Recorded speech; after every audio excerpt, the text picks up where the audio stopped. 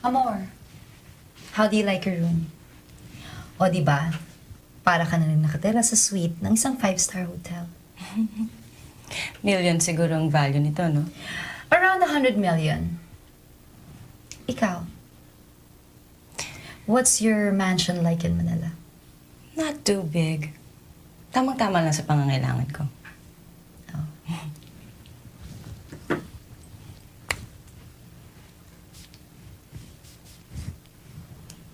What's that set? This one? Yeah. Oh, let me guess. Bulgari? No. No. Pagdating sa perfumes, alam ko lahat. I use all the expensive brands of perfume in the world. Huwag mo sabihin sa akin, Amor, it's a local brand. Oh no, Claudia. It's Amor. Amor? Amor, it's unique. You can't buy this anywhere.